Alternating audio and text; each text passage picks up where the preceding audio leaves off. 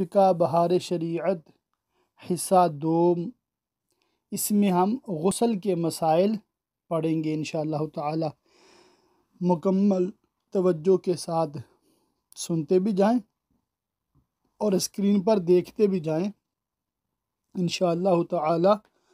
آج کے جو بیان میں کافی چیزیں آپ کو منفرد اور نئے انداز سے، اور مطلب کہہ لیں کہ بہت واضح طور پہ سیکھنے سمجھنے کا موقع ملے گا، تو اللہ کی رحمت سے یکسوئی کے ساتھ توجہ کے ساتھ سماعت کریں گے تو انشاءاللہ تعالی بہت فائدہ ہوگا۔ غسل کے مسائل، غسل کے فرض ہونے کے اسباب بعد میں لکھے جائیں گے، پہلے غسل کی حقیقت بیان کی جاتی ہے۔ غسل کے 3 جز ہیں، اگر ان میں ایک میں بھی کمی ہوئی غسل نہ ہوگا، چاہے یوں کہو کہ غسل میں 3 فرض ہیں۔ اچھا، غسل کے فرض میں شروع کرنے لگا ہوں، تو جیسا کہ وضو کے بیان میں بھی میں نے عرض کیا تھا کہ ہم یہ کر رہے ہیں کہ جو آیات ہیں متعلقہ اور احادیث مبارکہ ہیں وہ ریکارڈ نہیں کرا رہے، آپ بھی ریکارڈ کر کے نہیں سنا رہے، مگر میں امید کروں گا کہ آپ ان احادیث مبارکہ کو ایک دفعہ ضرور پڑھیں گے، ٹھیک ہے؟ اور یہ مطلب جو لیسن آپ کو بھیجا جا رہا ہے اس کو بھی ضرور ریکارڈ کر کے بھیجیں گے۔ جو نہیں ریکارڈ کر پا رہے کسی بھی مجبوری کی وجہ سے، وہ صرف سن کر یا پڑھ کر مجھے وائس میں 1-2 منٹ میں بتا دیں میکسیمم، یا وہ لکھ کر 3-4 لائنوں میں بتا دیں کہ آج کے سبق سے کیا سیکھا، تو یہ بھی چل جائے گا، یہ بھی کافی ہوگا۔ پہلا فرض ہے کلی، کہ منہ کے ہر پرزے گوشے ہونٹ سے حلق کی جڑ تک ہر جگہ پانی بہہ جائے۔ اکثر لوگ یہ جانتے ہیں کہ تھوڑا سا پانی منہ میں لے کر اگل دینے کو کلی کہتے ہیں، اگرچہ زبان کی جڑ اور حلق کے کنارے تک نہ پہنچے، یوں غسل نہ ہوگا، نہ اس طرح نہانے کے بعد نماز جائز، بلکہ فرض ہے کہ داڑھوں کے پیچھے، گالوں کی تہہ میں، دانتوں کی جڑ اور کھڑکیوں میں، زبان کی ہر کروٹ میں حلق کے کنارے تک پانی بہے۔ اب اسی کے تحت مسئلہ نمبر 1 ہے، دانتوں کی جڑوں یا کھڑکیوں میں کوئی ایسی چیز جو پانی بہنے سے روکے جمی ہو تو اس کا چھڑانا ضروری ہے، اگر چھڑانے میں ضرر اور حرج نہ ہو، جیسے چھالیا کے دانے، گوشت کے ریشے، اور اگر چھڑانے میں ضرر اور حرج ہو، جیسے بہت پان کھانے سے دانتوں کی جڑوں میں جو چونا جم جاتا ہے، یا عورتوں کے دانتوں میں مسی کی ریخیں، کہ ان کے چھیلنے میں دانتوں یا مسوڑوں کی مضرت کا اندیشہ ہے تو معاف ہے۔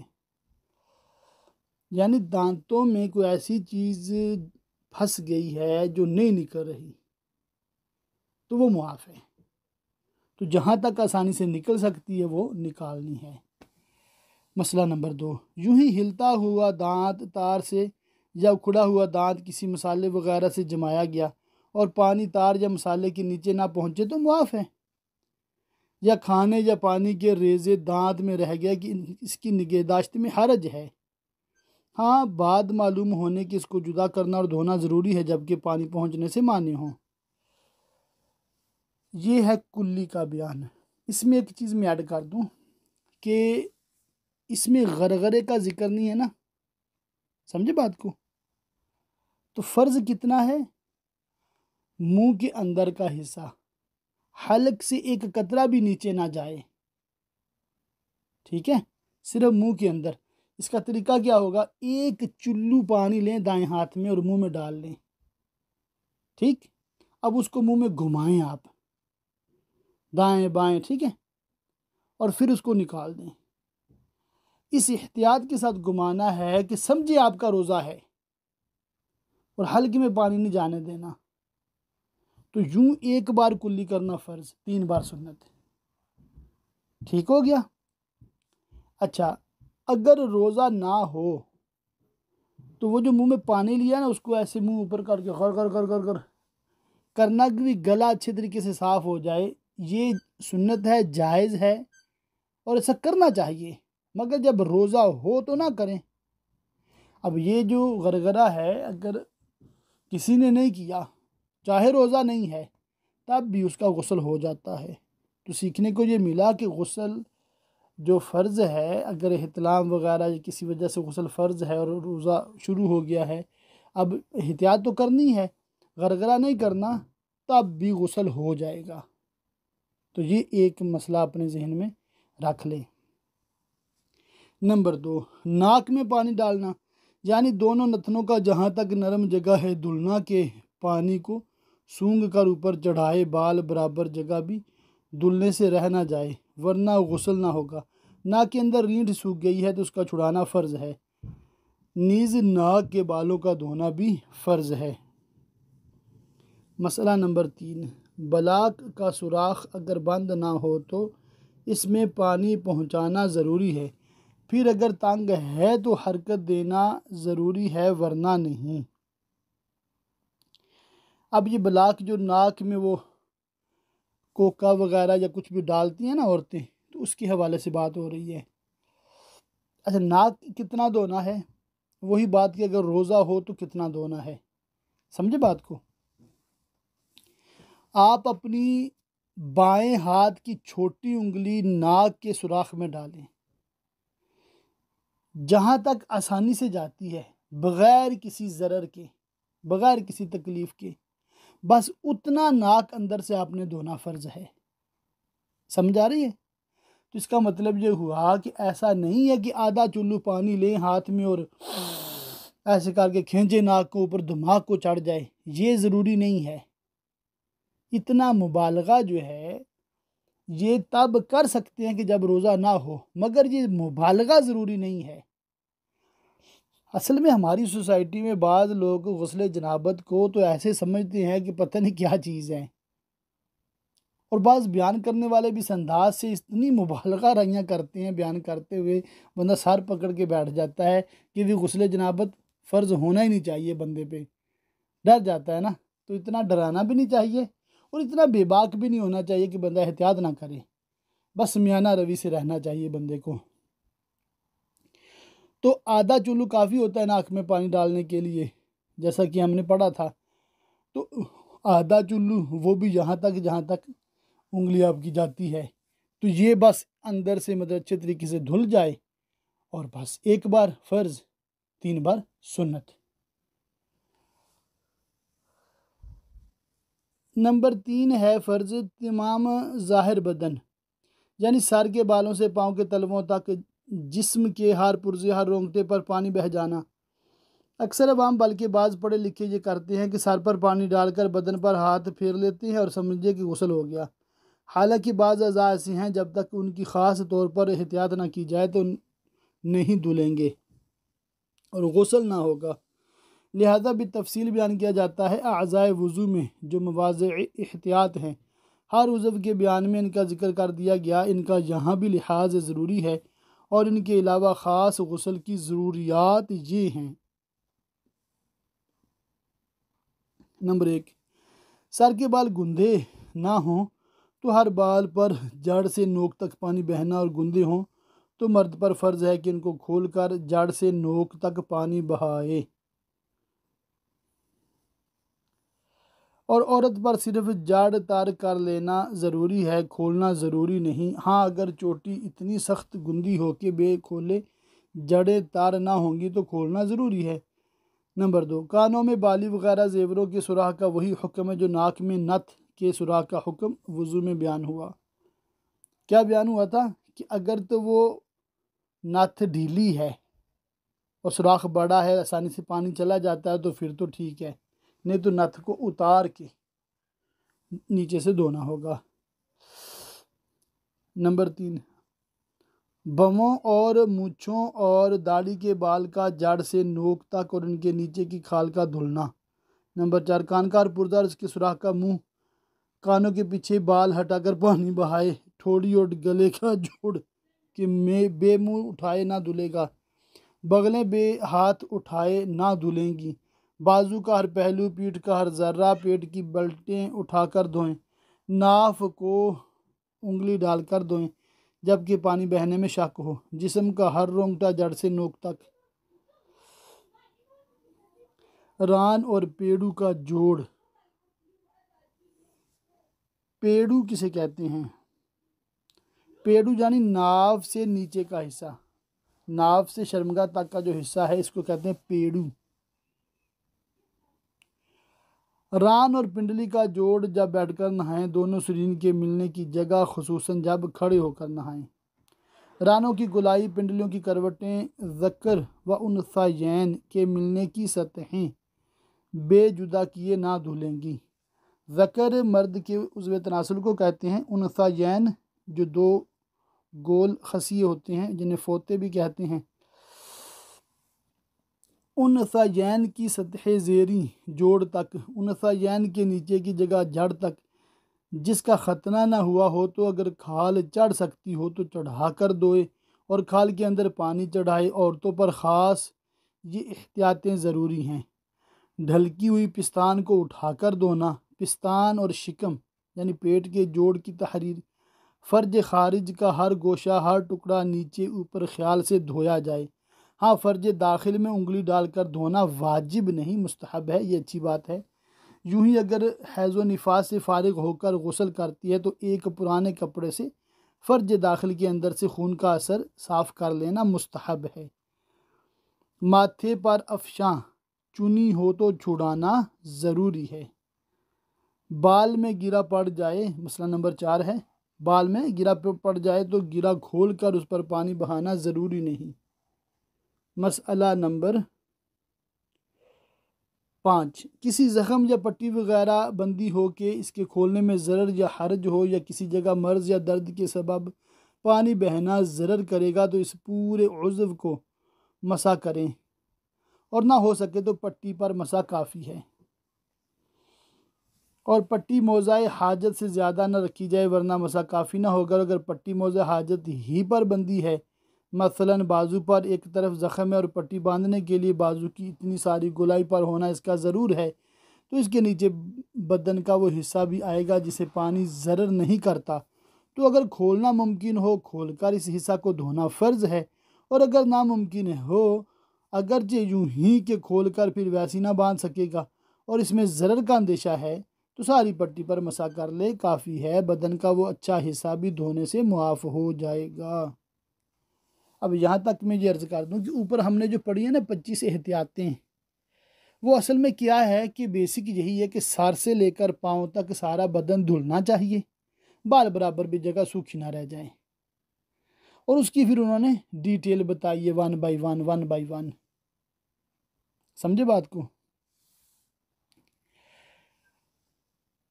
اب زخم کا مسئلہ کیا ہم نے سیکھا ہے کہ زخم ہے کسی جگہ پر جسم پہ، تو اگر تو زخم کو دھو سکتے ہیں تو دھوئیں، اور اگر زخم دھونے سے بگڑے گا، تاخیر سے اچھا ہوگا، زخم بڑھ جائے گا، مرض بڑھ جائے گا، تو زخم پر گیلے ہاتھ سے خالی مسح کر لیں، اور مسح بھی نہیں کر سکتے کہ پٹی بندھی ہوئی ہے تو پٹی کے اوپر مسح کر لیں، سمجھے بات کو۔ تو اب پٹی بندھی ہوئی ہے تو اب غور کر لیں، پٹی کھول کے مسح ہو سکتا ہے تو وہ کریں گے، اگر نہیں ہو سکتا تو بس پٹی پہ مسح کافی ہے۔ تو کتنی آسانی ہے شریعت میں، یعنی کہ نو پرابلم۔ مسئلہ 6، زکام یا شعب چشم یعنی آنکھ کی بیماری جو ہے وغیرہ ہو اور یہ گمانے صحیح ہو کہ سر سے نہانے میں مرض میں زیادتی یا اور امراض پیدا ہو جائیں گے تو کلی کرے، ناک میں پانی ڈالے اور گردن سے نہا لے یعنی نیچے نیچے بدن سارا دھو لے، سر کی ہر ذرہ پر بھیگا ہاتھ پھیر لے، غسل ہو جائے گا۔ بعد صحت سر دھو ڈالے، باقی غسل کی ادا کی حاجت نہیں ہے۔ مسئلہ 7، پکانے والے کے ناخن میں آٹا، لکھنے والے کے ناخن وغیرہ پر سیاہی کا جرم، عام لوگوں کے لیے مکھی مچھر کی بیٹ اگر لگی ہو تو غسل ہو جائے گا۔ ہاں، بعد معلوم ہونے کے جدا کرنا اور جگہ کو دھونا ضروری ہے، پہلے جو نماز پڑھی وہ ہو گئی، تو یہ بھی ایک بہت بڑی سہولت ہے۔ غسل کی سنتیں نمبرنگ نہیں میں پڑھوں گا، خالی پڑھتا جاؤں گا۔ غسل کی نیت کر کے پہلے دونوں ہاتھ گٹوں تک 3 مرتبہ دھوئے، پھر استنجے کی جگہ دھوئے، خواہ نجاست ہو یا نہ ہو، پھر بدن پر جہاں کہیں نجاست اس کو دور کرے، پھر نماز کا سا وضو کرے مگر پاؤں نہ دھوئے۔ ہاں، اگر چوکی یا تختے یا پتھر پر نہائے تو پاؤں بھی دھو لے، یعنی کہ ایسی جگہ نہا رہا ہے کہ پانی رک نہیں رہا، پانی پاؤں کے اوپر رک نہیں رہا بلکہ وہ مسلسل باہر نکل رہا ہے، جیسے غسل خانے میں نہاتے ہیں یا UK میں باتھ ٹب میں نہاتے ہیں، وہ پانی مسلسل نیچے جا رہا ہوتا ہے، تو پاؤں دھو لے۔ بدن پر تیل کی طرح پانی چپڑ لے، خصوصاً جاڑے میں، پھر 3 مرتبہ داہنے منڈے پر پانی بہائے، کندھا، مونڈا کندھا یعنی شولڈر، پھر بائیں مونڈے یعنی شولڈر پر 3 بار، پھر سر اور سر پر تمام بدن پر 3 بار، پھر جائے غسل سے الگ ہو جائے۔ اگر وضو کرنے میں پاؤں نہیں دھوئے تھے تو اب دھو لے، اور نہانے میں قبلہ رخ نہ ہو، اور تمام بدن پر ہاتھ پھیرے اور ملے، اور ایسی جگہ نہائے کہ کوئی نہ دیکھے، اگر یہ نہ ہو سکے تو ناف سے گھٹنے تک کی اعضاء کا ستر تو ضروری ہے، اگر اتنا بھی ممکن نہ ہو تو تیمم کرے، مگر یہ احتمال بہت بعید ہے، اور کسی قسم کا کلام نہ کرے، نہ کوئی دعا پڑھے، بعد نہانے کے رومال سے بدن پونچھ ڈالے تو حرج نہیں۔ اچھا، یہاں ایک چیز کا اضافہ کر دوں، شاید آگے وہ بیان کریں کہ 3 بار دھونا نا جسم کو، ایک بار دھونے کے بعد شیمپو صابن وغیرہ لگانا چاہیں تو بالکل لگا لیں، اور اس کے بعد پھر دوسری دفعہ دھوئیں سارا بدن، پھر تیسری دفعہ سارا بدن بھی دھل جائے گا، صابن شیمپو بھی نکل جائے گا، اور غسل کے 3 فرض پورے ہو جائیں گے، اور سنت بھی ادا ہو جائے گی۔ 3 فرض 3 بار دھونا نہیں ہے، یعنی کہ 3 بار دھونے کی سنت ادا ہو جائے گی۔ مسئلہ نمبر 1، اگر غسل خانہ کی چھت نہ ہو یا ننگے بدن نہائے، بشرطے کہ موضع احتیاط ہو تو کوئی حرج نہیں۔ ہاں، عورتوں کو بہت زیادہ احتیاط کی ضرورت ہے، اور عورتوں کو بیٹھ کر نہانا بہتر ہے، بعد نہانے کے فوراً کپڑے پہن لے، اور وضو کے سنن و مستحب، غسل کے سنن و مستحبات ہیں، مگر ستر کھلا ہو تو قبلہ کو منہ کرنا نہ چاہیے، اور تہبند باندھے ہو تو حرج نہیں۔ اب یہاں لکھا ہے عورتوں کو بیٹھ کے نہانا بہتر ہے، یہ خالی بہتر لکھا ہے، فرض نہیں لکھا ہے۔ اس کا مطلب یہ ہوتا ہے کہ ایسا کرے تو اچھی بات ہے، نہ کر سکے تو کوئی مسئلہ نہیں۔ مطلب کسی نے سوال مجھ سے کیا تھا کہ عورت کھڑے ہو کے نہا سکتی ہے، تو کھڑے ہو کے نہائے گی تو تب بھی غسل ہو جائے گا۔ مسئلہ 2، اگر بہتے پانی مثلاً دریا یا نہر میں نہایا تو تھوڑی دیر اس میں رکنے سے 3 بار دھونے اور ترتیب اور وضو یہ سب سنتیں ادا ہو گئیں۔ اس کی بھی ضرورت نہیں کہ اعضاء کو 3 بار حرکت دے، اور تالاب وغیرہ ٹھہرے پانی میں نہایا تو اعضاء کو 3 بار حرکت دینے یا جگہ بدلنے سے تسلیس یعنی 3 بار 3 ٹائمز دھونے کی سنت ادا ہو جائے گی۔ میہ بارش یعنی رین میں کھڑا ہو گیا تو یہ بہتے پانی میں کھڑے ہونے کے حکم میں ہے، بہتے پانی میں وضو کیا تو وہی تھوڑی دیر اس میں عضو کو رہنے دینا اور ٹھہرے پانی میں حرکت دینا 3 بار دھونے کے قائم مقام ہے۔ اسی کی ایک مثال آج کل ٹوٹی شاور ہے کہ اس سے پانی چونکہ مسلسل آتا ہے تو یہ بہتے پانی کے حکم میں ہے، تو شاور کے نیچے اگر تھوڑی دیر کھڑے ہوئے تو 3 بار بدن دھل جائے گا۔ مسئلہ 3، سب کے لیے غسل یا وضو میں پانی کی ایک مقدار معین نہیں، جس طرح عوام میں مشہور ہے، محض باطل ہے، ایک لمبا چوڑا، دوسرا دبلا پتلا، ایک کے تمام اعضاء پر بال، دوسرے کا بدن صاف، ایک گھنی داڑھی والا، دوسرا بے ریش، ایک کے سر پر بڑے بڑے بال اور دوسرے کا سر منڈا، وعلی ھذا القیاس، سب کے لیے ایک مقدار کیسے ممکن ہے؟ ظاہر بات ہے عورت کو، مسئلہ نمبر 4، عورت کو حمام میں جانا مکروہ ہے اور مرد جا سکتا ہے، مگر ستر کا لحاظ ضروری ہے، لوگوں کے سامنے ستر کھول کر نہانا حرام ہے۔ مسئلہ 5، بغیر ضرورت صبح تڑکے حمام کو نہ جائے کہ ایک مخفی امر لوگوں پر ظاہر کرنا ہے۔ غسل کن چیزوں سے فرض ہوتا ہے، یہ بہت امپورٹنٹ ہے۔ نمبر 1، منی کا اپنی جگہ سے شہوت کے ساتھ جدا ہو کر عضو سے نکلنا سبب فرضیت غسل ہے، یعنی اسے غسل فرض ہوتا ہے۔ مسئلہ نمبر 1، اگر شہوت کے ساتھ اپنی جگہ سے جدا نہ ہوئی بلکہ بوجھ اٹھانے یا بلندی سے گرنے کے سبب نکلی تو غسل واجب نہیں، ہاں وضو جاتا رہے گا۔ اگر اپنے ظرف سے شہوت کے ساتھ جدا ہوئی مگر اس شخص نے اپنے آلہ کو زور سے پکڑ لیا کہ باہر نہ ہو سکی، پھر جب شہوت جاتی رہی چھوڑ دیا، منی باہر ہوئی تو اگرچہ باہر نکلنا شہوت سے نہ ہوا مگر چونکہ اپنی جگہ سے شہوت کے ساتھ جدا ہوئی تھی غسل واجب ہوا، اسی پہ عمل ہے۔ اگر منی کچھ نکلی اور قبل پیشاب کرنے یا سونے یا 40 قدم چلنے کے نہا لیا اور نماز پڑھ لی یا بقیہ منی خارج ہوئی تو غسل کرے کہ یہ اسی منی کا حصہ ہے جو اپنے حالت سے شہوت کے ساتھ جدا ہوئی تھی، اور پہلے جو نماز پڑھی تھی ہو گئی، اس کی ادا کی حاجت نہیں۔ اور اگر 40 قدم چلنے یا پیشاب کرنے سونے کے بعد غسل کیا پھر منی بلا شہوت نکلی تو غسل ضروری نہیں، اور یہ پہلی کا بقیہ نہیں کہی جائے گی۔ اچھا، یہ مسئلہ ہمیں سیکھنے کو ملا ہے کہ اگر ہم بستری کی ہے جیسے میاں بیوی نے، تو یہ صرف مردوں کے لیے مسئلہ ہے کہ مرد 40 قدم چل لے یا پیشاب کر لے، چھوٹا پیشاب جسے کہتے ہیں، یا تھوڑی دیر سو جائے، اس کے بعد غسل کرے۔ اب غسل کر لیا اور منی نکلی، بغیر شہوت کے منی نکلی، تو یہ جو پانی لیک ہوا ہے اس سے دوبارہ غسل فرض نہیں ہوگا۔ اور اگر کسی نے ایسا کیا کہ ہم بستری کی فوراً غسل کرنے لگ گیا، ان تینوں میں سے ایک بھی کام نہیں کیا تھا، اب منی نکلی تو دوبارہ غسل فرض ہو جائے گا۔ یہ صرف مرد کے لیے، عورت کے لیے نہیں ہے۔ عورت فوراً غسل کر سکتی ہے۔ عورت کے بدن سے اگر منی نکلی بغیر شہوت کے نارمل طریقے سے، تو وہ دوبارہ اس پہ غسل فرض نہیں کرے گی۔ مسئلہ 4، اگر منی پتلی پڑ گئی کہ پیشاب کے وقت جب ویسے ہی کچھ قطرے جب بلا شہوت نکل آئیں تو غسل واجب نہیں، البتہ وضو ٹوٹ جائے گا۔ نمبر 2، احتلام۔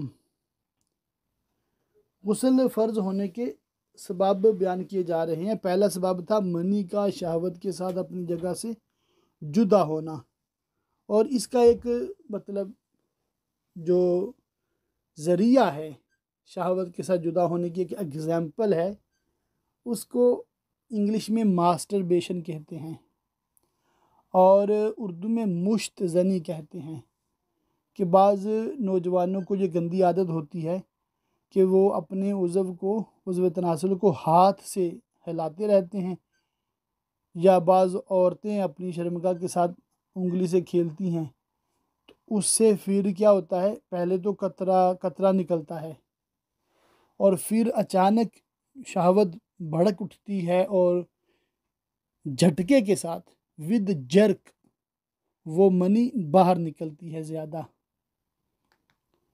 تو اسے کہتے ہیں منی کا شہوت کے ساتھ اپنے مقام سے نکلنا۔ تو پہلے جو قطرہ نکلا ہے اس کو کہتے ہیں مزی، اس سے صرف وضو ٹوٹتا ہے۔ اب یہ جو یکبارگی نکلی ہے، جھٹکے کے ساتھ نکلی ہے، اور اس کی علامت یہ بھی ہوتی ہے کہ شہوت ختم ہو جاتی ہے، اس سے غسل فرض ہوا ہے۔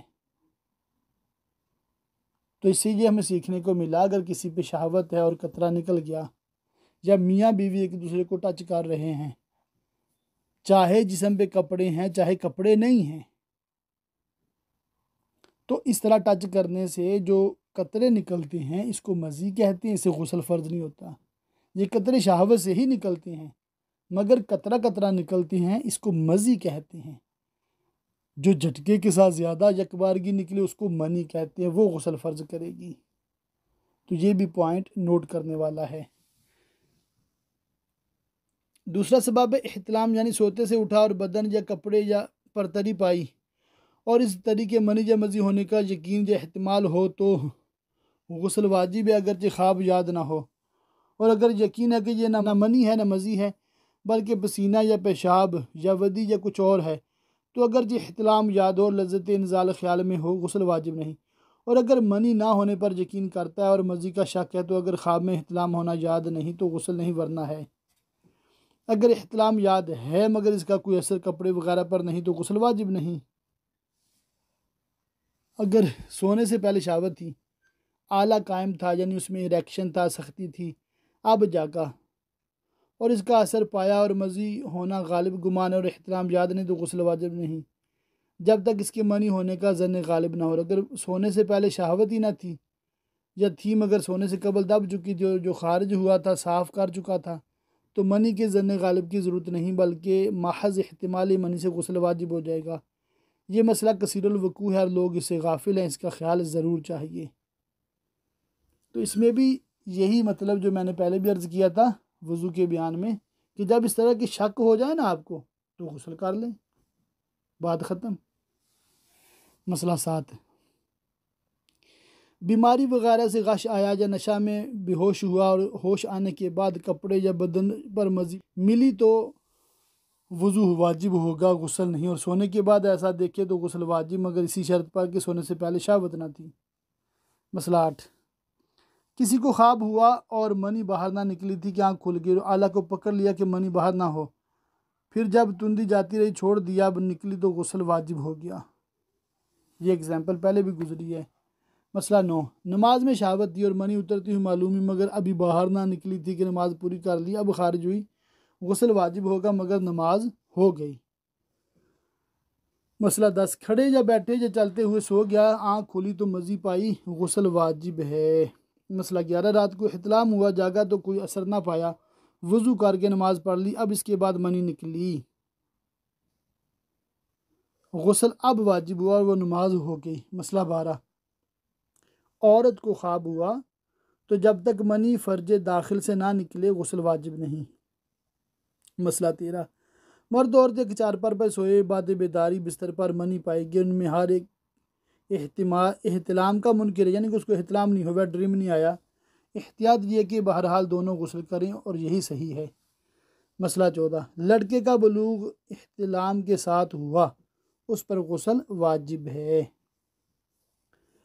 تیسرا سبب ہے حشفہ، یعنی سر ذکر، مرد کے عضو تناسل کا اگلا حصہ۔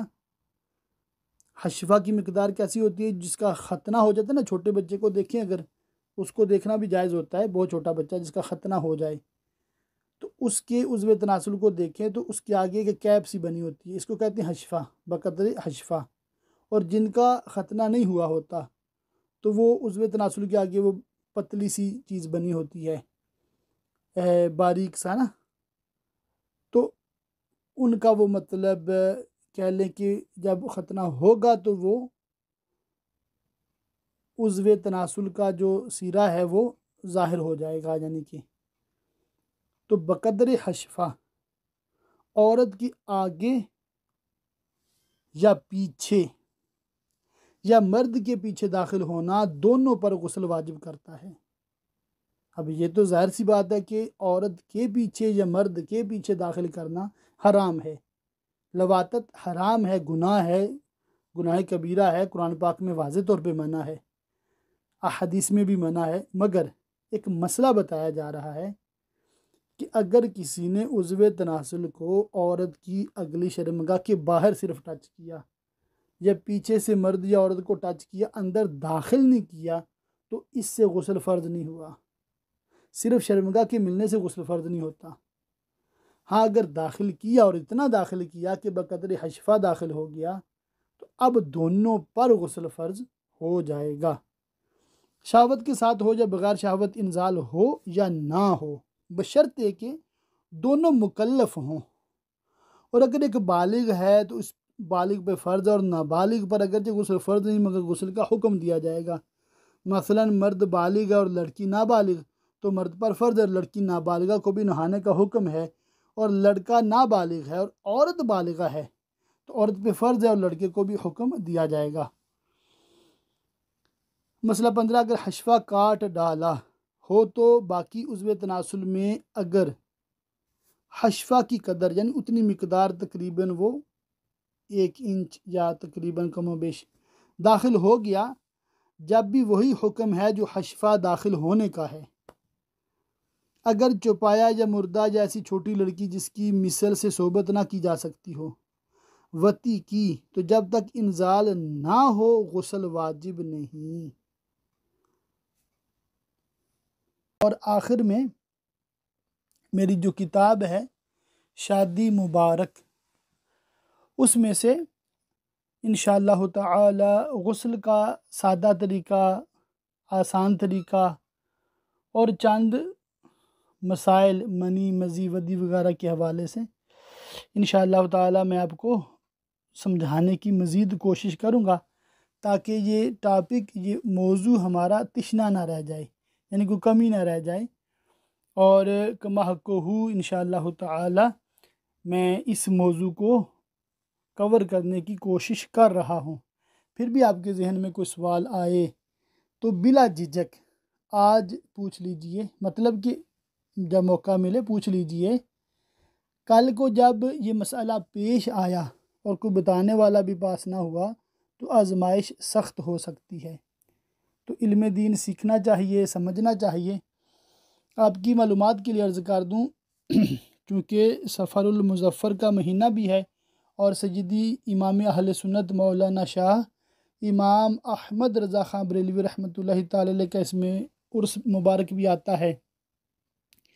تو آپ کے بارے میں آتا ہے تقریباً 13 سال، شاید 4 ماہ 10 دن جیسے کچھ، مطلب کم و بیش 13 سال کی عمر میں آپ مفتی بن گئے تھے۔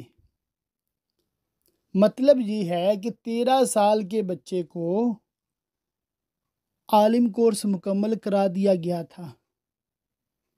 اور اس کا ایک اور یہ بھی مطلب ہے کہ یہ جو مسائل ہم پڑھ رہے ہیں نا، اعلیٰ حضرت ان میں مہارت حاصل کر چکے تھے۔ تو آج ہمارے 13 سال کے بچے کو وضو استنجی کے مسائل کا پتہ ہی نہیں ہوتا، اور ماں باپ غسل کے مسائل تو بتاتے ہوئے شرماتے ہیں۔ مجھے سوال کسی نے کیا کہ حضرت آپ غسل کا ویسے طریقہ بیان کریں، آپ یہ کیوں بیان کر رہے ہیں کہ پہلے جہاں جہاں نجاست لگی اس کو دھو لیں؟ میں نے عرض کیا بھائی ہم فرض غسل کی بات کر رہے ہیں، اور ظاہر سی بات ہے جب غسل فرض ہوگا تو کہیں تو نجاست لگی ہوگی۔ عورت حیض سے پاک ہوئی نجاست، نفاس سے پاک ہوئی نجاست، میاں بیوی نے ہم بستری کی نجاست، مرد یا عورت پہ احتلام کی وجہ سے غسل فرض ہوا نجاست، جاگتے ہوئے منی شہوت کے ساتھ نکلی نجاست، تو وہ بدن پہ کہیں تو لگے گی نا۔ یہی 5 اسباب ہیں نا غسل فرض ہونے کی۔ تو یہ اصل میں بات کیا ہے کہ یہ ہمارا موضوع نہیں ہوتا، نہ جمعہ پہ، نہ جلسے پہ، نہ 11ویں پہ، نہ 12ویں پہ۔ تو جب کوئی عالم بیان کرتا ہے تو ایسے عجیب سا لگتا ہے، شرما رہے ہوتے ہیں، گھبرا رہے ہوتے ہیں، کوئی چھوٹے بچے نہ سن لیں۔ تو یہ بات نہیں ہونی چاہیے۔ شریعت کے مسائل ہیں، آپ نے قرآن میں، حدیث میں، فقہ کی کتابوں میں ان چیزوں کو پڑھنا ہے، پڑھیں گے انشاءاللہ تعالی۔ تو میں یہی عرض کروں گا جو بات سمجھ نہ آئے پوچھ لیا کریں۔ اللہ تعالی ہم سب کو علم نافع عطا فرمائے۔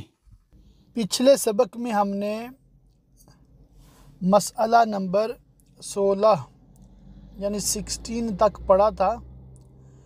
آج کا لیسن نمبر 17 ہے اور مسئلہ نمبر بھی 17 سے ہی ہم اس کا آغاز کریں گے۔ عورت کی ران میں جمع کیا۔ ران کہتے ہیں تھائی کو، یعنی کہ جو گھٹنوں سے اوپر ٹانگ کا حصہ ہے، اس کے اوپر مرد نے اپنے عضو تناسل کو رگڑا اور انزال کے بعد منی فرج میں گئی، یعنی عورت کی شرمگاہ میں گئی، یا کمواری سے جمع کیا اور انزال بھی ہو گیا مگر بکارت زائل نہ ہوئی۔ یہ پردہ بکارت جو ہے نا، جس کی وجہ سے عورت کو، جو کنواری لڑکی ہوتی ہے اس کو باکرہ بھی کہتے ہیں، یہ جب فرسٹ ٹائم وہ ہم بستری کرتی ہے تو اس وقت وہ پردہ پھٹ جاتا ہے۔ اگر وہ ہم بستری اچھے طریقے سے ہو تو وہ ایک نیچرل چیز ہے اور ایک علامت بھی ہوتی ہے کہ یہ عورت باکرہ ہے۔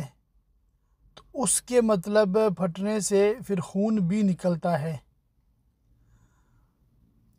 مگر بعض اوقات کسی بیماری کی وجہ سے یا کوئی چوٹ لگنے کی وجہ سے ایسا ممکن ہے کہ لڑکی نے کبھی بھی ہم بستری نہیں کی مگر اس کا پردہ بکارت وہ پہلے سے پھٹا ہوا ہے، تو یہ مطلب ضروری نہیں ہے کہ جس کا پردہ بکارت پھٹا ہوا ہو اس نے شادی سے پہلے مطلب کوئی زنا ہی کیا ہوگا، معاذ اللہ۔ ایسا ہرگز نہیں کسی کو الزام دے سکتے، نہ دینا چاہیے۔ تو اس کا یہ مسئلہ بیان ہو رہا ہے کہ پردہ بکارت زائل نہ ہوا، مگر بکارت زائل نہ ہوئی تو عورت پر غسل واجب نہیں۔ ہاں اگر عورت کے حمل رہ جائے تو اب غسل واجب ہونے کا حکم دیا جائے گا، پھر اس کے مطلب اور مسائل ہوں گے، ابھی کتنے دن پہلے ہم بستری کی تھی تو اس دن غسل اس کے بعد کیا نہیں کیا، پھر یہ ڈیٹیل ہے، تفصیل ہے۔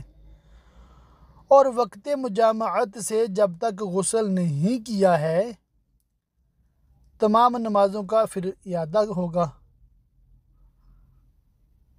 مگر اگر کسی نے اس طرح ہم بستری کی اور غسل کر لیا پھر تو مسئلہ ہی ختم ہو گیا نا، تو کر لینا بھی چاہیے۔ جیسا کہ میں نے پہلے بھی ایک بار عرض کیا تھا کہ جب آپ کو شک ہو کہ غسل واجب ہوا نہیں ہوا تو پھر احتیاط یہ ہے کہ غسل کر لیا جائے۔ مسئلہ نمبر 18، عورت نے اپنی فرج میں انگلی یا جانور یا مردے کا ذکر یعنی جو اس کا عضو تناسل ہوتا ہے یا کوئی چیز ربڑ یا مٹی وغیرہ کی مثل ذکر کے بنا کر داخل کی تو جب تک انزال نہ ہو غسل واجب نہیں۔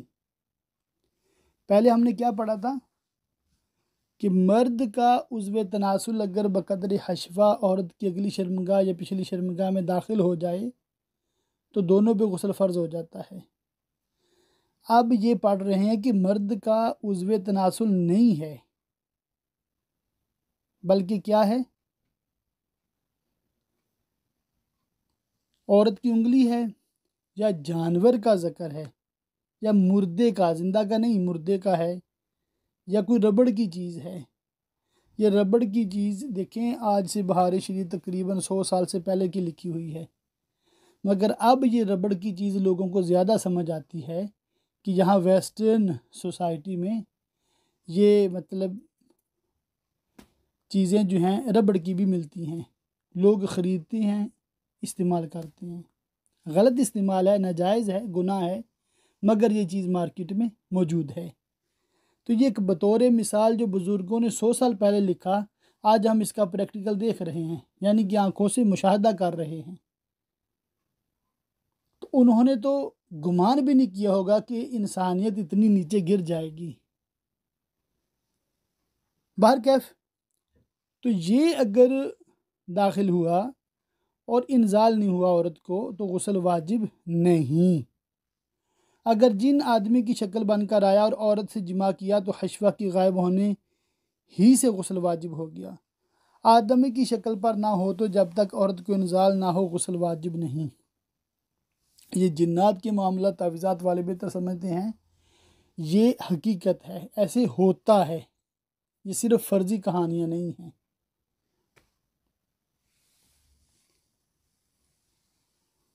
یوں ہی اگر مرد نے پری سے جمع کیا، اب پری کیا ہوتی ہے؟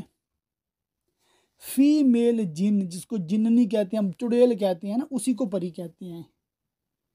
جی ہاں، وہ پروں والی جو فرضی تصویریں دکھا رہے ہوتے ہیں نا، ضروری نہیں کہ وہ ایسی ہو، ایسی بھی ہو سکتی ہے، مگر جن اس کی فیمیل جننی، اور جننی کو ہی پری کہتے ہیں۔ اگر مرد نے پری سے جمع کیا اور وہ اس وقت انسانی شکل میں نہیں، بغیر انزال وجوب غسل نہ ہوگا، اور شکل انسانی میں ہے تو صرف غیبت حشفہ، غیبت حشفہ کے نمبر 5 کے تحت نیچے لکھا ہوا ہے، یعنی سر ذکر چھپ جائے سے واجب ہو جائے گا۔ مسئلہ نمبر 19، غسل جماع کے بعد عورت کے بدن سے مرد کی بقیہ منی نکلی تو اس سے غسل واجب نہ ہوگا، البتہ وضو جاتا رہے گا۔ یہ عورت کے لیے مسئلہ ہے۔ مرد کا ہم نے کیا سیکھا تھا کہ مرد 40 قدم چل لے یا پیشاب کر لے یا سو جائے تھوڑی دیر، اب اگر غسل کیا اور منی نکلی تو دوبارہ غسل فرض نہیں ہوگا، ذرا وضو تو ٹوٹے گا۔ اور اگر یہ 3 کام نہیں کیے، مرد نے فوراً غسل کر لیا، اب منی نکلی ہے تو اب غسل دوبارہ فرض ہو جائے گا۔ فائدہ، ان تینوں وجوہ سے جس پر نہانا فرض ہو اس کو جنب، اور ان اسباب کو جنابت کہتے ہیں۔ نمبر 4 حیض سے فارغ ہونا۔ نمبر 5 نفاس کا ختم ہونا۔ مسئلہ 20، بچہ پیدا ہوا اور خون بالکل نہ آیا تو صحیح یہ ہے کہ غسل واجب ہے۔ حیض و نفاس کی کافی تفصیل انشاءاللہ الجلیل حیض کے بیان میں آئے گی، یعنی آگے اس کا بیان آئے گا۔ مسئلہ 21، کافر مرد یا عورت جنب ہے یا حیض و نفاس والی کافرہ عورت اب مسلمان ہوئی، اگرچہ اسلام سے پہلے حیض و نفاس سے فراغت ہو چکی، صحیح یہ ہے کہ ان پر غسل واجب ہے۔ ہاں اگر اسلام لانے سے پہلے غسل کر چکے ہوں یا کسی طرح تمام بدن پر پانی بہہ گیا ہو تو صرف ناک میں نرم بانسے تک پانی چڑھانا کافی ہوگا کہ یہی وہ چیز ہے جو کفار سے ادا نہیں ہوتی۔ مگر اگر کافر نے ایسا کیا ہو تو پھر تو ظاہر حاجت نہیں ہے دوبارہ کرنے کی۔ پانی کے بڑے بڑے گھونٹ پینے سے کلی کا فرض ادا ہو جاتا ہے، اور اگر یہ بھی باقی رہ گیا ہو تو اسے بھی بجا لائیں۔ غرض جتنے اعضاء کا دھلنا غسل میں فرض ہے، جماع وغیرہ اسباب کے بعد اگر وہ سب بحالت کفر ہی دھل چکے تھے تو بعد اسلام اعادہ غسل ضرور نہیں، ورنہ جتنا حصہ باقی ہو اتنے کا دھو لینا فرض ہے، اور مستحب تو یہ ہے کہ بعد اسلام پورا غسل کرے۔ مسئلہ 22، اچھا یہاں یہ مسئلہ بھی ذہن میں رکھنا ہے کہ اسلام پہلے قبول کرانا ہے بعد میں غسل ہے، ایسا نہیں کہ اس کو پہلے غسل کر کے پھر تمہیں مسلمان کرتے ہیں، ایسا کہنے والا کافر ہو جائے گا کہ اس کی اتنی دیر کفر پہ وہ راضی ہے، معاذ اللہ۔ اور کافر کو مسلمان کرنے کا سب سے سمپل طریقہ یہ ہے کہ اس کا جو بھی مذہب ہے، مثلا وہ ہندو ہے، مسلمان ہونا چاہتا ہے تو وہ کہے گا، اس سے کہلوائیں، آپ میرے پیچھے دہرائیں، میں ہندو مذہب سے توبہ کرتا ہوں، وہ کہے، پھر آپ اس سے کہلوائیں میں اسلام قبول کرتا ہوں، وہ کہے میں اسلام قبول کرتا ہوں۔ یہ ہندی میں، گجراتی میں، انگلش میں، جرمن میں، فرینچ میں، کسی بھی زبان میں، حتیٰ کہ عربی میں یہ الفاظ کہہ دے وہ فوراً مسلمان ہو گیا۔ اب یہ جو ہم دوسرا کلمہ پڑھاتے ہیں نا، شہادتین کا اقرار، یہ مستحب ہے۔ اصل کیا ہے؟ اصل یہ چیز ہے کہ اس نے اپنے باطل مذہب سے توبہ کی ہے اور اسلام کو قبول کیا ہے۔ آپ نے دیکھا ہوگا کئی لوگ اس طرح وہ ویڈیو بناتے ہیں نا جب مسلمان کرنے کی، تو وہ کلمہ پڑھانے کی کوشش کر رہے ہوتے ہیں، اتنا اس کے لیے مشکل بنا ہوتا ہے، آزمائش بن جاتی ہے، پھر بات تو ترجمہ بھی نہیں بتاتے، تو ایسے ہی بس وہ گلے لگا رہے ہوتے ہیں۔ ہو جاتا ہے اس طرح بھی مسلمان، کیونکہ وہ دل سے اقرار کر رہا ہے اور زبان سے کہہ رہا ہے بھی ہاں میں مسلمان ہوں۔ مگر آسان طریقے کی طرف آ جائیں تو اس میں کیا جاتا ہے؟ سب سے پہلے اس کو آسان طریقے سے مسلمان کر لیں، باطل مذہب سے توبہ کرا دیں، اسلام قبول کرتا ہوں، بس پھر اس کو کلمہ پڑھا دیں آہستہ آہستہ، ایمان مجمل ایمان مفصل جو ہے وہ بھی اس کو بتا دیں، ترجمہ بھی بتا دیں، تاکہ اس کے عقائد اسی وقت درست ہو جائیں۔ اور ہمارا بہار شریعت کا جو پہلا حصہ ہے 5 گھنٹے اور 41 منٹ تقریباً، جو اس کو کہیں سن لے 2 دن میں، انشاءاللہ تعالی مدینہ عقائد بھی زبردست ہو جائیں گے انشاءاللہ تعالی۔ مسئلہ نمبر 22، مسلمان میت کو نہلانا مسلمانوں پر فرض کفایہ ہے، اگر ایک نے نہلا دیا سب کے سر سے اتر گیا، اور اگر کسی نے نہیں نہلایا سب گناہ گار ہوں گے۔ مسئلہ 23، پانی میں مسلمان کا مردہ ملا اس کا بھی نہلانا فرض ہے، پھر اگر نکالنے والے نے غسل کے ارادہ سے نکالتے وقت اس کو غوطہ دے دیا غسل ہو گیا، ورنہ اب نہلائیں۔ یہ جو آج کل سیلاب کا بھی بہت ہے نا، اللہ تعالیٰ عافیت فرمائے سب کو، تو اس طرح اگر کوئی مر ہی گیا ہے، فوت ہی ہو گیا ہے اور پانی سے نکالنا ہے اس کو، تو غسل دینے کی نیت سے ایک بار اس کو پانی میں ڈال کے پھر نکال لیں، تو بعد میں پھر غسل وغیرہ دینے کی حاجت نہیں ہے، بس کفن پہنا کے پھر جنازہ پڑھ دیں۔ مسئلہ 24، جمعہ، عید، بقر عید، عرفہ کے دن اور احرام باندھتے وقت نہانا سنت ہے، اور وقوف عرفات و وقوف مزدلفہ و حاضری حرم و حاضری سرکار اعظم و طواف و دخول مینا اور جمروں پر کنکریاں مارنے کے لیے تینوں دن اور شب براءت اور شب قدر اور عرفہ کی رات اور مجلس میلاد شریف اور دیگر مجالس خیر کی حاضری کے لیے اور مردہ نہلانے کے لیے مجنون کو جنون جانے کے بعد اور غشی سے افاقہ کے بعد اور نشہ جاتے رہنے کے بعد اور گناہ سے توبہ کرنے اور نیا کپڑا پہننے کے لیے اور سفر سے آنے والے کے لیے استحاضہ کا خون بند ہونے کے بعد نماز کسوف و خسوف و استسقاء و خوف و تاریکی اور سخت آندھی کے لیے اور بدن پر نجاست لگی اور یہ معلوم نہ ہو کہ کس جگہ ہے، ان سب کے لیے غسل مستحب ہے۔ کریں گے اچھی بات ہے، نہیں کریں گے کوئی مسئلہ نہیں، کوئی گناہ نہیں، کوئی کراہت نہیں۔ مسئلہ 25، حج کرنے والے پر 10ویں ذی الحجہ کو 5 غسل ہیں۔ نمبر 1 وقوف مزدلفہ، نمبر 2 خود دخول مینا، نمبر 3 جمرہ پر کنکریاں مارنا، نمبر 4 دخول مکہ، نمبر 5 طواف۔ جبکہ یہ 3 پچھلی باتیں بھی 10ویں ہی کو کرے اور جمعہ کا دن ہے تو غسل جمعہ بھی یوں ہی اگر عرفہ یا عید جمعہ کے دن پڑے تو یہاں والوں پر 2 غسل ہوں گے۔ مسئلہ 26، جس پر چند غسل ہوں اس سب کی نیت سے 1 غسل کر لیا، سب ادا ہو گئے، سب کا ثواب ملے گا۔ مسئلہ 27، عورت جنب ہو اور ابھی غسل نہیں کیا تھا کہ حیض شروع ہو گیا تو چاہے اب نہا لے یا بعد حیض ختم ہونے کے۔ اچھا یہاں ایک مسئلہ عرض کر دوں، اب حیض شروع ہو گیا یا حیض کے دن چل رہے ہیں اور گرمی یا کسی وجہ سے غسل کرنا چاہتی ہے عورت، بالکل کرے، کوئی یہ نہیں ہے ابھی 7 دن نہانا ہی نہیں ہے، وہ بدن سے بدبو کے ببکے اڑ رہے ہوں تو جناب جی کیا بھی حالت حیض چل رہی ہے، ایسی بات نہیں ہے۔ نہائیں دھوئیں، اچھے کپڑے پہنیں اور گھر میں ہی رہنا ہے تو اچھی خوشبو بھی لگائیں، اس میں کوئی مذائقہ نہیں ہے، بن سنور کے رہیں، سمجھے بات کو، عورتوں کے لیے بالخصوص تو یہ بالکل پرابلم کی بات نہیں ہے۔ بعض لوگ پتہ نہیں شاید سمجھتے ہیں کہ بھی ایک ہی دفعہ نہانا ہے اور حیض کی حالت میں نہا نہیں سکتے، ایسی بات نہیں ہے، جب چاہیں نہائیں ضرورتاً۔ مسئلہ 28، جنوب نے جمعہ یا عید کے دن غسل جنابت کیا اور جمعہ اور عید وغیرہ کی نیت بھی کر لی، سب ادا ہو گئے اگر اسی غسل سے جمعہ اور عید کی نماز ادا کر لے۔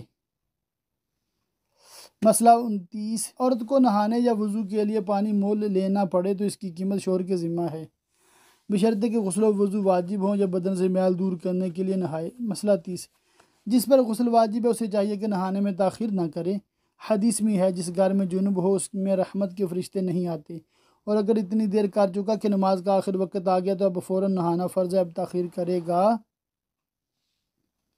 تو گناہ گار ہوگا۔ تو مطلب اگر نماز قضا نہیں ہو رہی، نماز میں کافی ٹائم ہے تو تاخیر کرنا گناہ نہیں ہے۔ اور کھانا کھانا یا عورت جمع کرنا چاہتا ہے تو وضو کر لے یا ہاتھ منہ دھو لے، کلی کر لے، اور اگر ویسے ہی کھا پی لیا تو گناہ نہیں، مگر مکروہ ہے، اور محتاجی لاتا اور بے نہائے یا بے وضو کیے جمع کر لیا تو بھی کچھ گناہ نہیں، مگر جس کو احتلام ہوا بے نہائے اس کو عورت کے پاس جانا نہ چاہیے۔ مسئلہ 31، رمضان میں اگر رات کو جنب ہوا تو بہتر یہی ہے کہ قبل طلوع فجر نہا لے کہ روزے کا ہر حصہ جنابت سے خالی ہو، اور اگر نہیں نہایا تو بھی روزہ میں کچھ نقصان نہیں، مگر مناسب یہ ہے کہ گرگرہ اور ناک میں جڑ تک پانی چڑھانا، یہ 2 کام طلوع فجر سے پہلے کر لے کہ پھر روزے میں نہ ہو سکیں گے، اور اگر نہانے میں اتنی تاخیر کی کہ دن نکل آیا، نماز قضا کر دی تو یہ اور دنوں میں بھی گناہ، رمضان میں اور زیادہ گناہ ہے۔ تو اصل گناہ کیا ہوا؟ نماز ترک ہوئی اس وجہ سے، تو اب یہ نہ نہانا گناہ ہے۔ تو ایسا جنبی جس گھر میں ہوگا جو نماز قضا کر رہا ہے اس میں رحمت کے فرشتے نہیں آتے۔ ویسے اگر کسی پہ مطلب عشاء کے بعد غسل فرض ہوا، وہ سو گیا ایسے ہی، تو فجر تک کوئی مسئلہ نہیں ہے، کوئی گناہ نہیں ہے۔ اسی طرح فجر کے بعد غسل فرض ہوا ہے اور ظہر کا کافی ٹائم ہوتا ہے عصر تک، تو اس نے نہیں غسل کیا، کوئی مسئلہ نہیں، آخر وقت سے گھنٹہ 1.5 گھنٹہ پہلے اس نے مطلب غسل کر کے اچھی طریقے سے نماز پڑھ لی ظہر کی، بالکل ٹھیک ہے۔ اور جس پہ جماعت واجب ہو تو اس کے لیے جماعت سے پہلے غسل کرنا بھی ضروری ہوگا۔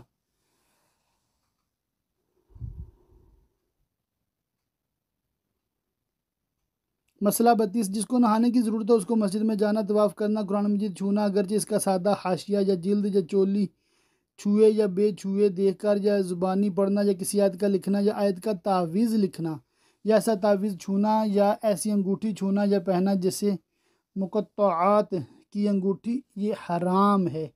مقطعات کیسے کہتے ہیں؟ جیسے الف لام میم۔ مسئلہ 33، اگر قرآن عظیم جزدان میں ہو تو جزدان پر ہاتھ لگانے میں حرج نہیں۔ یوں ہی رومال وغیرہ کسی ایسے کپڑے سے پکڑنا جو نہ اپنے تابع ہو نہ قرآن مجید کا تو جائز ہے۔ کرتے کی آستین دوپٹے کی آنچل سے یہاں تک کہ چادر کا کونا اس کے مونڈے پر ہے دوسرے کونے سے چھونا حرام ہے کہ یہ سب اس کے تابع ہیں، جیسے چولی قرآن مجید کے تابع ہوتی ہے۔ اچھا، چولی اس کپڑے کو کہتے ہیں جو قرآن مجید کی بالکل جو گتا ہوتا ہے نا، جلد ہوتی ہے، اس کے اوپر چڑھی ہوتی ہے۔ اور جزدان کہتے ہیں جسے ہم غلاف کہتے ہیں، جس کے اندر قرآن پاک کو ڈال کے وہ ایک رسی سی ہوتی ہے اس کو بند کر دیتے ہیں، تو غلاف میں ہے تو پکڑ سکتے ہیں، ٹھیک ہے۔ قرآن پاک کا جزدان غلاف جسے کہتے ہیں غلاف، اس کو پکڑ سکتے ہیں بے وضو بھی، بے غسل چاہے فرض ہے، مگر صرف چولی میں ہے تو وہ نہیں پکڑ سکتے۔ ہاں اگر علیحدہ سے کوئی کپڑا ہے اس سے پکڑیں گے تو پھر کوئی گناہ نہیں ہے۔ مسئلہ 34، اگر قرآن کی آیت دعا کی نیت سے یا تبرک کے لیے جیسے بسم اللہ الرحمن الرحیم یا ادائے شکر کو یا چھینک کے بعد الحمدللہ رب العالمین یا خبر پریشان پر انا للہ و انا الیہ راجعون کہا، یا بنیت ثنا اللہ تعالیٰ کی تعریف بیان کرنے کے لیے پوری سورہ فاتحہ یا آیت الکرسی یا سورہ حشر کی پچھلی 3 آیتیں هو اللہ الذی لا الہ الا ہو سے آخر سورت تک پڑھیں، اور ان سب صورتوں میں قرآن کی نیت نہ ہو تو کچھ حرج نہیں۔ یوں ہی تینوں کل بلا لفظ کل، مثلاً هو اللہ احد اللہ الصمد ایسے پڑھا، کل نہیں پڑھا شروع میں، اور کل نہیں پڑھا اعوذ برب الفلق، کل نہیں پڑھا اعوذ برب الناس، ایسے پڑھا تو یہ جائز ہے نا۔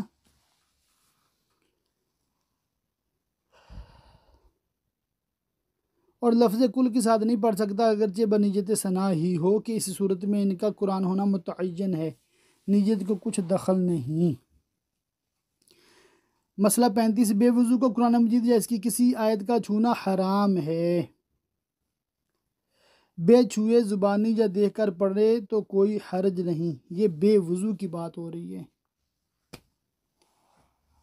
مسئلہ 36، روپیہ یا آیت لکھی ہو تو ان سب کو یعنی بے وضو اور جنب اور حیض و نفاس والی کو اس کا چھونا حرام ہے۔ ہاں اگر تھیلی میں ہو تو تھیلی اٹھانا جائز ہے، یوں ہی جس برتن یا گلاس پر سورہ یا آیت لکھی ہو اس کا چھونا بھی ان کو حرام ہے، ان کے استعمال سب کو مکروہ مگر جب کہ خاص بنیت شفا ہو۔ پلیٹوں پہ لکھتے ہیں نا، وہ پلیٹوں والا جو عمل ہوتا ہے تعویذات طاریہ میں، تو اس کو پانی ڈال کے پھر پیتے ہیں تو وہ بنیت شفا ہے تو جائز ہے۔ مسئلہ 37، قرآن کا ترجمہ فارسی یا اردو یا کسی اور زبان میں ہو، اس کے بھی چھونے اور پڑھنے میں قرآن مجید ہی کا سا حکم ہے۔ مسئلہ 38، قرآن مجید دیکھنے میں ان سب پر کچھ حرج نہیں اگرچہ حروف پر نظر پڑے اور الفاظ سمجھ میں آئیں اور خیال میں پڑھتے جائیں۔ مسئلہ 39، ان سب کو فقہ و تفسیر و حدیث کی کتابوں کا چھونا مکروہ ہے، اور اگر ان کو کسی کپڑے سے چھوا اگرچہ اس کو پہنے یا اوڑھے ہوئے ہو تو حرج نہیں، مگر موضع آیت پر ان کتابوں میں بھی ہاتھ رکھنا حرام ہے۔ مسئلہ 40، ان سب کو تورات زبور انجیل کو پڑھنا چھونا مکروہ ہے۔ مسئلہ 41، درود شریف اور دعاؤں کے پڑھنے میں انہیں حرج نہیں مگر بہتر یہ ہے کہ وضو یا کلی کر کے پڑھیں۔ مسئلہ 42، ان سب کو اذان کا جواب دینا جائز ہے۔ مسئلہ 43، مصحف شریف اگر ایسا ہو جائے کہ پڑھنے کے کام میں نہ آئے تو ایسا کفنا کر یعنی کوئی کپڑا لپیٹ کر لحد کھود کر ایسی جگہ دفن کر دیں جہاں پاؤں پڑنے کا احتمال نہ ہو، یہ سب سے بیسٹ طریقہ ہے۔ آج کل دریاؤں میں سمندروں میں اس طرح کاغذ وغیرہ ڈالنا غیر قانونی ہے، یوکی یورپ میں تو بہت اس پہ سختی ہے، تو آپ ہرگز ایسا رسک نہ لیں۔ مسئلہ 44، کافر کو مصحف چھونے نہ دیا جائے بلکہ مطلقاً حروف اس سے بچائیں۔ آج کل تو قرآن پاک دینے کی حاجت نہیں آپ کو، اس کے موبائل میں اس کو ڈاؤن لوڈ کر دیں، اس کو لنک سینڈ کر دیں، اس کو PDF فائل بھیج دیں۔ مسئلہ 45، قرآن سب کتابوں کے اوپر رکھیں، پھر تفسیر، پھر حدیث، پھر باقی دینیات علی حسب مراتب۔ مسئلہ 46، کتاب پر کوئی دوسری چیز نہ رکھی جائے حتیٰ کہ قلم، دوات، حتیٰ کہ وہ صندوق جس میں کتاب ہو اس پر کوئی چیز نہ رکھی جائے، یہ ادب ہے۔ مسئلہ 47، مسائل یا دینیات کے اوراق میں پڑیا باندھنا، جس دسترخوان پر اشعار وغیرہ کچھ تحریر اس کو کام میں لانا، یا بچھونے پر کچھ لکھا ہو اس کا استعمال منع ہے۔ منع کا مطلب ہے کہ ایسا نہ کیا جائے، مگر یہ گناہ نہیں ہے، یہ تھوڑا ذہن میں رکھیے گا۔ تو ابھی انشاءاللہ تعالی ہم کتاب جو ہے شادی مبارک، اس کے صفحہ سے انشاءاللہ تعالی ہم یہ غسل کا جو سادہ طریقہ ہے وہ انشاءاللہ تعالی میں آپ کو عرض کر دیتا ہوں، تاکہ یہ موضوع اپنا مطلب مکمل ہو جائے انشاءاللہ تعالی۔ اور جو شادی شدہ حضرات ہیں بالخصوص ان کو میری یہ کتاب لازمی ایک نظر دیکھنی چاہیے، انشاءاللہ تعالی اس سے بہت فائدہ ہوگا۔ اچھا، غسل کا عام طریقہ صفحہ نمبر 43 کے بالکل آخر پہ لکھا ہوا ہے، یہ PDF بھی انشاءاللہ تعالی آپ کو مل جائے گی۔ غسل کا عام طریقہ، اگر آپ سنت کے مطابق غسل نہیں کرتے مگر منہ اور ناک اچھی طرح دھو کر سر سے لے کر پاؤں تک سارا بدن ایک بار اس طرح دھو لیتے ہیں کہ بال برابر بھی جگہ سوکھی نہیں رہ جاتی، تو اس سے بھی غسل کا فرض ادا ہو جاتا ہے۔ اگر اس دوران وضو ٹوٹنے والا کوئی عمل نہیں پایا گیا تو وضو بھی ہو جاتا ہے، لہٰذا وہ لوگ پریشان نہ ہوں جن کو غسل کا مسنون طریقہ کار معلوم نہیں تھا۔ آج سے نیت کر لیں انشاءاللہ تعالی ہر کام سنت کے مطابق کرنے کی پوری کوشش کروں گا انشاءاللہ تعالی۔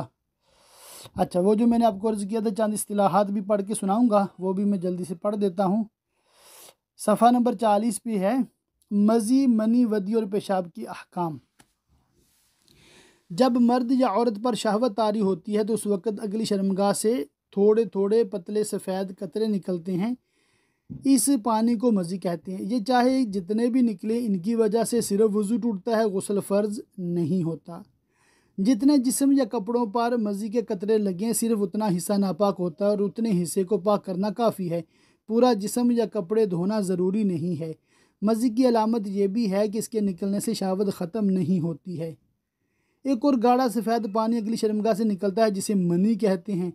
مزی کے تو صرف قطرے نکلتے ہیں جبکہ منی یکبارگی جھٹکے کے ساتھ زیادہ نکلتی ہے اور اس کے نکلنے کے بعد شہوت ختم ہو جاتی ہے۔ منی کے نکلنے کی وجہ سے وضو ٹوٹنے کے ساتھ ساتھ غسل بھی فرض ہوتا ہے، اور کپڑوں پر لگے تو وہ بھی ناپاک ہوتے ہیں، مگر صرف اتنا حصہ ناپاک ہوتا ہے جتنے پر نجاست لگے، صرف اتنے حصے کو پاک کرنا کافی ہے، سارا کپڑا دھونا ضروری نہیں ہے۔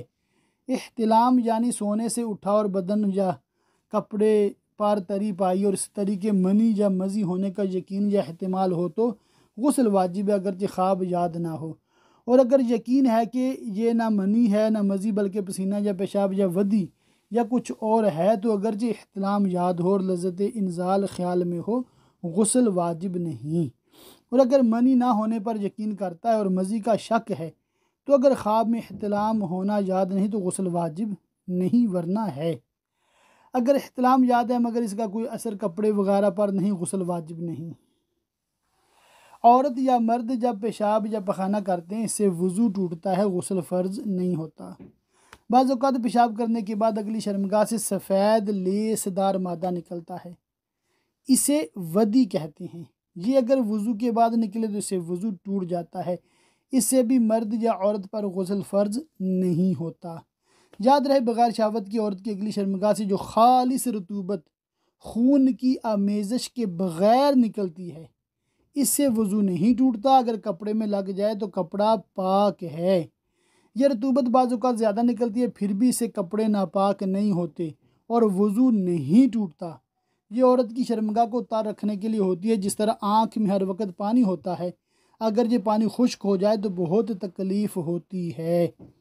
مزید معلومات کے لیے بہار شریعت حصہ 2 کا مطالعہ کریں، جو کہ اللہ کے فضل سے ہم کر رہے ہیں۔ یہاں پر بھی پھر غسل کے فرض ہونے کی 5 اسباب لکھے اور غسل کا سنت طریقہ لکھا ہے۔ ابھی 1 منٹ ہے، انشاءاللہ تعالی یہ بھی ہم پڑھ ہی لیتے ہیں تو اچھی بات ہے، دہرائی ہو جائے گی۔ غسل فرض ہونے کی 5 اسباب: منی کا اپنی جگہ سے شہوت کے ساتھ جدا ہو کر عضو سے نکلنا، احتلام یعنی سوتے میں منی کا نکل جانا، شرمگاہ میں حشفہ یعنی سپاری داخل ہو جانا، خواہ شہوت ہو یا نہ ہو، انزال ہو یا نہ ہو، دونوں پر غسل فرض ہے۔ حیض سے فارغ ہونا، نفاس یعنی بچہ جننے پر جو خون آتا ہے اس سے فارغ ہونا۔ غسل کا سنت طریقہ: بغیر زبان ہلائے دل میں اس طرح نیت کیجیے کہ میں پاکی حاصل کرنے کے لیے غسل کرتا ہوں۔ پہلے دونوں ہاتھ پہنچوں تک 3 بار دھوئیے، پھر استنجے کی جگہ دھوئیے، خواہ نجاست ہو یا نہ ہو۔ پھر جسم پر اگر کہیں نجاست ہو تو اس کو دور کیجیے۔ پھر نماز کا سا وضو کیجیے مگر پاؤں نہ دھوئیے۔ ہاں اگر چوکی وغیرہ پر غسل کر رہے ہیں تو پاؤں بھی دھو لیجیے۔ پھر بدن پر تیل کی طرح پانی چپڑ لیجیے، خصوصاً سردیوں میں، اس دوران صابن بھی لگا سکتے ہیں۔ پھر 3 بار سیدھے کندھے پر پانی بہائیے، پھر 3 بار الٹے کندھے پر، پھر سر پر اور تمام بدن پر 3 بار۔ پھر غسل کی جگہ سے الگ ہو جائیے، اگر وضو کرنے میں پاؤں نہیں دھوئے تھے تو اب دھو لیجیے۔ نہانے میں قبلہ رخ نہ ہو، تمام بدن پر ہاتھ پھیر کر مل کر نہائیے۔ ایسی جگہ نہانا چاہیے جہاں کسی کی نظر نہ پڑے۔ اگر یہ ممکن نہ ہو تو مرد اپنا ستر یعنی ناف سے لے کر دونوں گھٹنوں سمیت کسی موٹے کپڑے سے چھپا لے۔ موٹا کپڑا نہ ہو تو حسب ضرورت 2 یا 3 کپڑے لپیٹ لے، کیونکہ باریک کپڑا ہوگا تو پانی سے بدن پر چپک جائے گا اور معاذ اللہ عز وجل گھٹنوں یا رانوں وغیرہ کی رنگت ظاہر ہو جائے گی۔ عورت کو تو اور بھی زیادہ احتیاط کی حاجت ہے۔ دوران غسل کسی قسم کی گفتگو نہ کیجیے، کوئی دعا بھی نہ پڑھیے۔ نہانے کے بعد تولیے وغیرہ سے بدن پوچھنے میں حرج نہیں۔ نہانے کے بعد فوراً کپڑے پہن لیجیے۔ اگر مکروہ وقت نہ ہو تو 2 رکعت نفل ادا کرنا مستحب ہے۔ غسل کے 3 فرائض: نمبر 1 کلی کرنا، نمبر 2 ناک میں پانی چڑھانا، نمبر 3 تمام ظاہر بدن پر پانی بہانا۔ اللہ تعالیٰ سے دعا کہ اللہ تعالیٰ ہمیں پاکی حاصل کرنے والوں، توبہ کرنے والوں اور اپنی خوب عبادت کرنے والوں میں قبول فرمائے۔ آمین بجاہ النبی الامین وصلی اللہ تعالی علیہ وآلہ وصحبہ وبارک وسلم۔